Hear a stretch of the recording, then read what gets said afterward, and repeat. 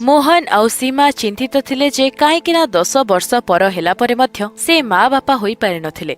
मोहन मजुरिया काम करुथिला, सेइथिरे घर चलुथिला।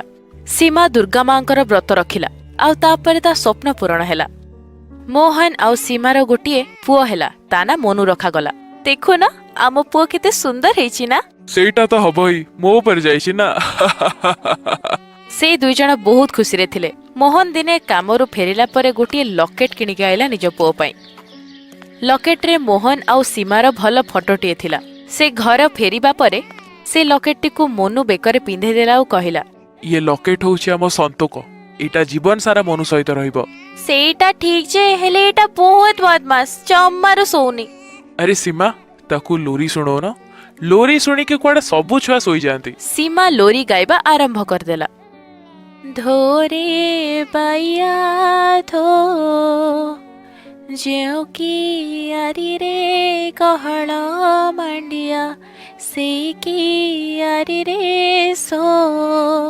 धोरे बाइया धो धोरे बाइया धो जेउ की आरी रे कहळ मांडिया से की आरी रे सो।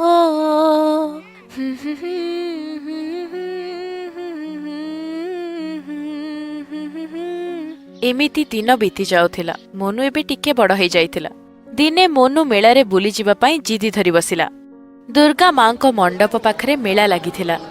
सीमा मोहन पुओ को धरी मेला बुलिया को गले आउ सेठी गोटे दुर्घटना हैला। मेलारे हठात निया लागिगला। अरे बाप रे, मेला रे निया लगी गला। दौड़ रे दौड़।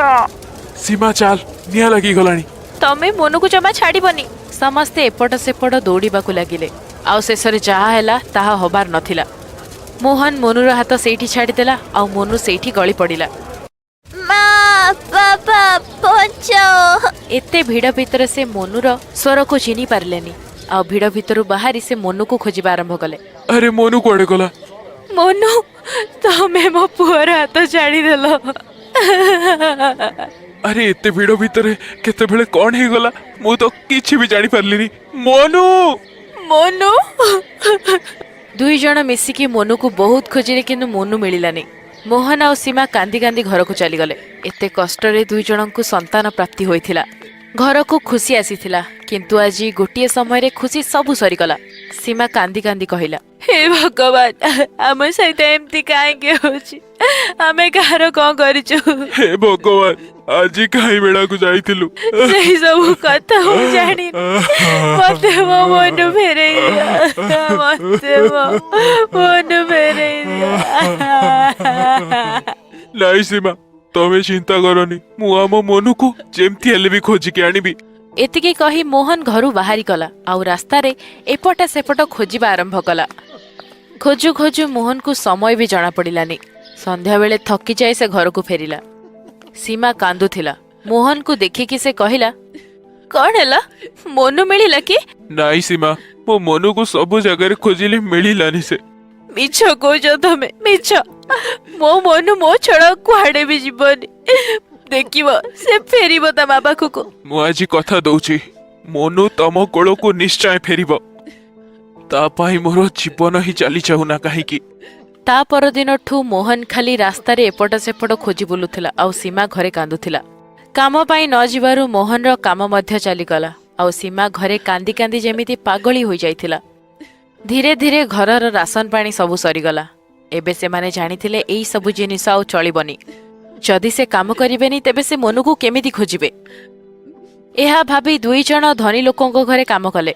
सेई घरे मोहन झड़ा झड़ीटू आरंभ करी कपड़ा सफा सफी जाए सबु काम करुथुला आउ सीमा सेई घरे खाइबा तैयारी करुथुला। आउ खाली समय मिलिले मोनू को खोजिबा पाई से माने दी जण बाहर जाउथिले। देखिबु सीमा मोनू दिने निश्चय मिलिबो हमकु। ओ खाली थरुटिए मो पुओ को देखिबे, बस एतिकी चाहूची मु। एमिति ही 25 वर्ष बीतीगला आउ मोनू मिली नथिला। एतिकी समय मध्यरे मोहन आउ सीमा बहुत घरे काम करि सारथिले। दिने तांको खबर मिलिला सहररु अभिषेक नामक गोटे पिला आछि। ता बयस होची 30 वर्ष किंतु ता पाखरे टंका बहुत अछि आउ तांको दुई जण काम करिवा वाला दरकार। दरमा भी बहुत भलो। ମୋହନ ଆଉ ସୀମା ତା ପାଖକୁ ଗଲେ। ମାଲିକେ ଆମକୁ ଏ କାମ ଦେଇ ଦିଅନ୍ତୁ। ଆମକୁ କାମର ବହୁତ ଆବଶ୍ୟକତା ଅଛି। ହଁ, ତମେ 2 ଜଣ କାମ କରିପାରିବ କି? ଏତେ ବୟସ ହେଲାଣି। ଅଭିଷେକର ସ୍ତ୍ରୀ ନାଁ ହଉଛି ରିତୁ। ରିତୁ ସେଇ ଜାଗାକୁ ଆସିଲା ଆଉ ସେଠି କହିଲା, ଏଇ ବୁଢାବୁଢୀ 2 ଜଣ କୌଣସି କାମ କରୁନାହାନ୍ତି, ପଠେଇ ଦିଅଙ୍କୁ। ନାଇଁ ନାଇଁ ମାଲିକିଆଣୀ, ଆମେ ଟିକିନିକି ସବୁ କାମ କରିବୁ। ଆମକୁ ଏଇ କାମରେ ରଖିଦିଅନ୍ତୁ। ଠିକ ଅଛି, ଆମେ ରଖି ତ ଦବୁ, ହେଲେ କାମ ବେଳେ କିଛି ନଖରା ଯେମିତି ବାହାରିବନି, ନହେଲେ ଆପଣ ଦେଖିବେ।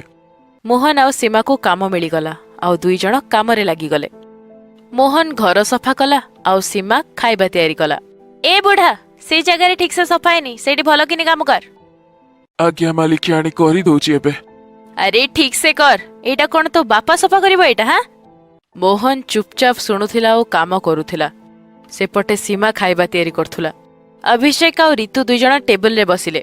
ସୀମା ସେଇ 2 ଜଣଙ୍କୁ ଖାଇବା ବାଢିଦେଲା ଆଉ ଚୁପଚାପ ଗୋଟେ କୋଣରେ ଠିଆ ହେଲା। ଅଭିଷେକ ଥରେ ଖାଇଲା ଆଉ ସେ ନିଜକୁ ହଜେଇ ଦେଲା। ଆରେ ଇଏ କଣ? କଣ ହେଲା ଅଭିଷେକ? କଣ ହେଲା ମାଲିକେ? ଖାଇବା ଭଲ ହେଇନି କି? ନା ନା, ସେଇ କଥା ନୁହେଁ, କିନ୍ତୁ ଏ ସ୍ୱାଦ ବହୁତ ଜଣାଶୁଣା ଲାଗୁଛି। ଜଣାଶୁଣା? ହାଉ ଇଜ୍ ଇଟ୍ ପସିବଲ? ସୀମା ତ ଆଜି ପ୍ରଥମ ଥର ପାଇଁ ଖାଇବା ବନେଇଛି। ହଁ, ସେଇଟା ତ ସତ କଥା, କିନ୍ତୁ ଏଇଟା ମେ ବି ମୋର ଭ୍ରମ। 2 ଜଣ ଖାଇବା ଖାଉଥିଲେ, ସେତେବେଳେ ମୋହନ ହଠାତ୍ ଭୁଲରେ କାଚ ଗ୍ଲାସଟିକୁ ତଳେ ପକେଇଦେଲା ଆଉ ରିତୁ ବହୁତ ଜୋରରେ ରାଗିଗଲା। ଓଫ୍, ଏଇ ବୁଢାଟା କଣ କରିଦେଲା ଦେଖୁନ, ଏତେ ବଢିଆ ବାସନଟାକୁ ଭାଙ୍ଗିଦେଲା। କ୍ଷମା କରିବେ ମାଲିକିଆଣୀ, ଭୁଲ ହେଇଗଲା। ଭୁଲ? ଏଇ ଘରେ ଭୁଲର କୌଣସି କ୍ଷମା ନାହିଁ। ତେବେ ଅଭିଷେକ ଗୋଟିଏ ବାଡ଼ି ଆଣିଲା ଆଉ ମୋହନକୁ ସେ ମାରିଲା। ସେତେବେଳେ ସୀମା ଦୌଡ଼ି ଦୌଡ଼ି ଆସି ଅଭିଷେକର ଗୋଡ଼ ତଳେ ପଡ଼ିଗଲା। କ୍ଷମା କରିଦିଅନ୍ତୁ ମାଲିକେ, ତାଙ୍କ ଦେହ ଭଲ ନାହିଁ। ଦେଖ, ସାଙ୍ଗେ ସାଙ୍ଗ ଗୋଟେ ରିଜନ କହିଥିଲେ ନା, ଏ ଜଣଙ୍କୁ ରଖନି ବୋଲି, ବାହାର କରିଦିଅ। ଆପଣ ମତେ ମାରନ୍ତୁ ମାଲିକେ, କିନ୍ତୁ ୟାଙ୍କୁ ଛାଡ଼ି ଦିଅନ୍ତୁ। ଆଚ୍ଛା ଆଚ୍ଛା, ତତେ ମାରୁଛି ର, ତତେ ବହୁତ ସୌକ ଚଢିଛି ନା ମାଡ଼ ଖାଇବାର। ରିତୁ ସାଙ୍ଗେ ସାଙ୍ଗ ଗୋଟିଏ ବାଡ଼ି ଆଣିଲା ଆଉ ସୀମାକୁ ସେଠି ମାରିଲା। ମାଡ଼ ଖାଇଲା ପରେ ମୋହନ ସୀମା ସେଇଠି ପଡ଼ିଥିଲେ ଆଉ ଅଭିଷେକ ରିତୁ ରୁମକୁ ଚାଲିଗଲେ। ରାତିରେ ସୀମା ଓ ମୋହନ ରୋଷେଇ ଘରେ 2 ଜଣ ଶୋଇଥିଲେ।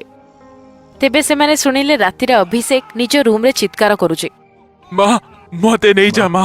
मुझे ले चल माँ। ମାଲିକ ଏମିତି କାହିଁ ଚିଲଉଛନ୍ତି? ସେତେବେଳେ ସୀମା ଯାଇ ଅଭିଷେକର ରୁମର କବାଟଟିକୁ ବାଡ଼େଇଲା। ତେବେ ରିତୁ କବାଟ ଖୋଲିକି ବାହାରକୁ ଆସିଲା। କଣ ହେଲା ଏତେ ରାତିରେ? ମାଲିକ ଜୋରେ ଚିଲଉଛନ୍ତି, ଶୁଣିକି ରହିପାରିଲିନି। ଅଭିଷେକର ହଉଛି ଏଟା ଗୋଟେ ରୋଗ, ଯେତେବେଳେ ନିଦ ଆସେନି ସେ ଏମିତି ହିଁ ଚିଲଉଥାଏ। ମୁଁ ଚେଷ୍ଟା କରିବି କି? ତୁ କଣ କରିବୁ ଯେ? ଲୋରି ଶୁଣେଇବି, ଲୋରିରେ ସବୁ ଶୋଇପଡ଼ନ୍ତି। ସୀମା ଅଭିଷେକ ପାଖକୁ ଗଲା ଆଉ ଲୋରି ଶୁଣେଇଲା। ଧୋରେ ଭାଇଆ ଧୋ, ଯେଉଁ କିଆରିରେ ଗହଳ ମାଣ୍ଡିଆ, ସେଇ କିଆରିରେ ସୋ, ଧୋରେ ବାଇଆ ଧୋ, ଧୋରେ ବାଇଆ ଧୋ, ଯେଉଁ କିଆରିରେ ଗହଳ ମାଣ୍ଡିଆ, ସେଇ କିଆରିରେ ସୋ। ଅଭିଷେକ ସାଙ୍ଗେ ସାଙ୍ଗେ ଶୋଇପଡ଼ିଲା। ରିତୁ ବି ଆଶ୍ଚର୍ଯ୍ୟ ହେଇଗଲା। କିନ୍ତୁ ସକାଳୁ ଅଭିଷେକ ଅଫିସ ପାଇଁ ବାହାରିଗଲା। ଅଫିସରେ ଆଜି ତାର ଗୋଟେ ଅର୍ଜେଣ୍ଟ ମିଟିଂ ଅଛି, ସେଇଥିପାଇଁ ସେ ଘରୁ ବହୁତ ହଡବଡ ହେଇକି ବାହାରିଲା ଆଉ ଏପଟ ସେପଟ ନ ଦେଖିକି ରାସ୍ତା ପାରିଗଲା। ତେବେ ରାସ୍ତାରେ ହଠାତ୍ ଗୋଟେ ଗାଡ଼ି ଆସି ତାକୁ ଧକ୍କା ମାରିଦେଲା ଆଉ ସେ ରାସ୍ତାରେ ପଡ଼ି ସେଇଠି ଛଟପଟ ହଉଥିଲା। ରିତୁ, ସୀମା ଆଉ ମୋହନ ଦୌଡ଼ିକି ତା ପାଖକୁ ଗଲେ। 3 ଜଣ ମିଶି ଅଭିଷେକକୁ ଉଠେଇବାକୁ ବହୁତ ଚେଷ୍ଟା କଲେ। ତେବେ ମୋହନ ଦେଖିଲା ଯେ ଅଭିଷେକର ବେକରେ ଗୋଟିଏ ଲକେଟ ଅଛି। ଏଇଟା ସେଇ ଲକେଟ ଯୋଉଟା ମୋହନ ମନୁର ବେକରେ ପିନ୍ଧେଇଥିଲା। ମୋହନ ଆଉ ସୀମା ସେ ଲକେଟକୁ ଦେଖିକି ଆଶ୍ଚର୍ଯ୍ୟ ହେଲେ। ଆରେ ଲକେଟଟା ମାଲିକଙ୍କ ପାଖକୁ କେମିତି ଆଇଲା? ଏଇ ଲକେଟଟା ତ ଅଭିଷେକର ବେକରେ ଛୋଟବେଳୁ ଅଛି। ସିଏ ଗୋଟେ କୋଉ ମେଳାରେ ହଜି ଯାଇଥିଲେ। ଅଭିଷେକ ହିଁ କହୁଥିଲେ ମତେ, ମେଳାରେ କୋଉଠି ନିଆଁ ଲାଗିବା କାରଣରୁ ସେ କୋଉଠି ଗଳି ପଡ଼ିଥିଲେ ଆଉ ତା ବାପା ତା ହାତ ଛାଡ଼ି ଦେଇଥିଲେ। ତେବେ ସବୁକିଛି ସରିଲା ପରେ ଯେତେବେଳେ ସେ ମେଳା ପାଖରେ ଆସି କାନ୍ଦୁଥିଲା, ତେବେ ଗୋଟିଏ ଅନାଥ ଆଶ୍ରମର ମାଲିକ ତାକୁ ଦେଖିକି ସେଇଠୁ ନେଇଯାଇଥିଲେ। ଅଭିଷେକ ଅନାଥ ଆଶ୍ରମରେ ରହି ପାଠପଢ଼ା କମ୍ପ୍ଲିଟ୍ କରିଛନ୍ତି ଆଉ ଚାକିରି କରିବାକୁ ବାହାରକୁ ଚାଲିଗଲେ। ଛୁଆବେଳୁ ହିଁ ଏ ଲକେଟ ତା ପାଖରେ ଅଛି। ଏହି କଥା ଶୁଣି ମୋହନ ଆଉ ସୀମାର ଆଖିରେ ଲୁହ ଥିଲା। ଅସଲରେ ମୋହନ ଯୋଉ ଲକେଟଟି ଆଣିଥିଲା ତାହା ମନୁର ବେକରେ ଥିଲା। ଅଭିଷେକ ଅସଲରେ ତାଙ୍କର ମୋନୁ। ସେ ତୁରନ୍ତ ମୋନୁକୁ ଉଠେଇ ଦୁର୍ଗା ମାଙ୍କ ମନ୍ଦିରକୁ ନେଇକି ଗଲେ ଆଉ ମାଙ୍କ ଆଗରେ ପ୍ରାର୍ଥନା କଲେ। ହେ ମା, 25 ବର୍ଷ ପୂର୍ବରୁ ମୋ ମନୁ ହଜି ଯାଇଥିଲା। ଏତେ ଖୋଜିଲା ପରେ ଆଜି ତାକୁ ମୁଁ ପାଇଛି। ତାକୁ ଆଉ ଆମଠାରୁ ଅଲଗା କରନି ମା। ତେବେ ଦୁର୍ଗା ମା ପ୍ରକଟ ହେଲେ ଆଉ ମୋନୁକୁ ସେଇ ଜାଗାରେ ଠିକ୍ ମଧ୍ୟ କରିଦେଲେ। ମୋନୁ ସବୁ କିଛି ଜାଣିଲା ଆଉ ତାପରେ ସେ ସବୁ ବୁଝିଗଲା ଯେ କାହିଁକି ସୀମା ହାତର ଖାଇବା ତାକୁ ଜଣାଶୁଣା ଭଳି ଲାଗୁଥିଲା, କାହିଁକି ସୀମାର ଲୋରି ଶୁଣି ସେ ଶୋଇପଡ଼ିଥିଲା। ସେ ମୋହନ ଆଉ ସୀମା ଉପରେ କରିଥିବା ଅତ୍ୟାଚାର ପାଇଁ ବି ଭୁଲ ମାଗିଲା। ମା, ବାପା, ମତେ କ୍ଷମା କରିଦିଅ। ମୁଁ ଆପଣଙ୍କ ଉପରେ ବହୁତ ଅତ୍ୟାଚାର କରିଛି। ମୁଁ ସେଇଥିପାଇଁ କ୍ଷମା ମାଗୁଛି। ମତେ କ୍ଷମା କର। ଚୁପ୍ କର। ମା ବାପାଠୁ ବି କେହି କ୍ଷମା ମାଗନ୍ତି କି? ଏତିକି କହି ମୋହନ ଆଉ ସୀମା ନିଜ ପୁଅକୁ କୁଣ୍ଢେଇ ପକେଇଲେ। ରିତୁ ବି କ୍ଷମା